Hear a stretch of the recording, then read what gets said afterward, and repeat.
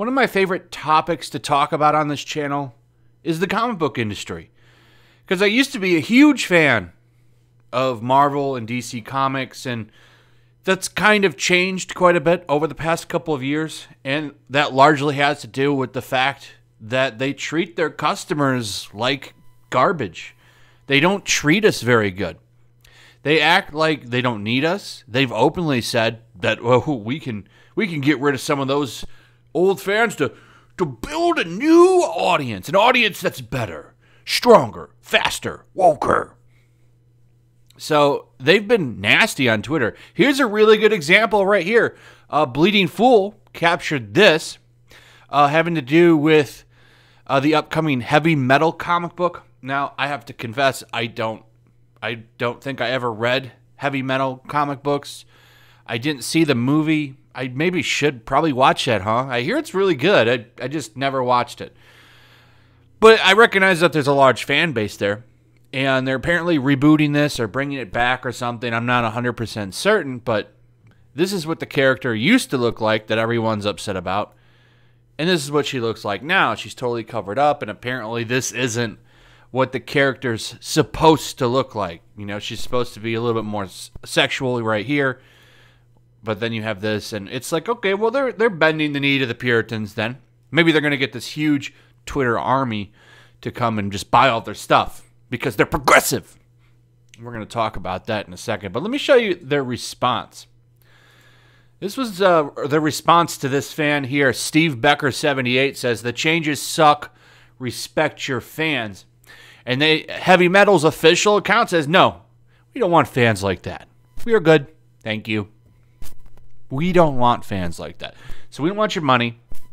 Basically, if you are a fan of the sexy version of that character, they don't want you as a fan. You're not the kind of money they're looking for, right? They're not looking for your money.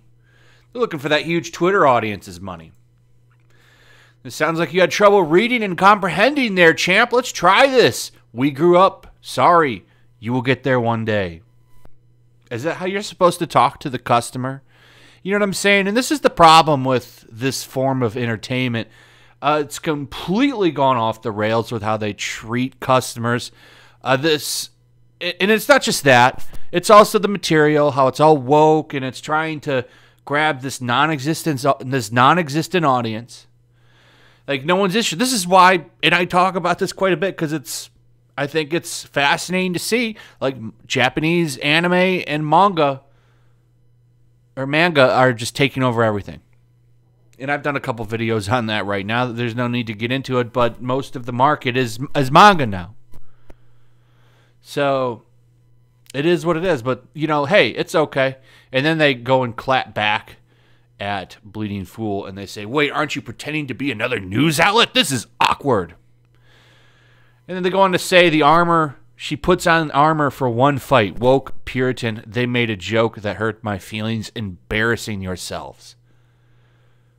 Wow. So that's okay, huh? Well, the reason I'm talking about all of this is because of this. So Mark Millar, if you don't know who he is, I imagine quite a few comic book fans that are watching this video do know who he is.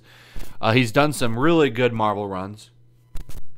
Went off and did his own thing. I believe Kick-Ass is probably his most successful property that he's done on his own. But he's got a big deal with Netflix. You might know his one show that's on there right now that everyone seems to be loving right now, Jupiter's Legacy. So he goes out and he gets on Twitter and he reveals this. And I can't say I'm surprised. Here's an amazing stat. This is from Millar World. Here's an amazing stat I heard yesterday. Only 10% of comic buyers have a Twitter account. And only half of those accounts are actually active. Thus, 95% of the comic book audience is not on Twitter, which must be mind-blowing for the company marketing department. Now, he'll go on to say that he gets this from a source that he has that is in the marketing area of one of the big two. He doesn't name them. But I'm not surprised by this statistic at all. And I've talked about this before. The most active members on Twitter it's like 10% of that entire platform or something. It's around there. Like, it's basically 10% of Twitter drives it. And they do that because they're the most addicted users. The whales, for example, would be a good example of them.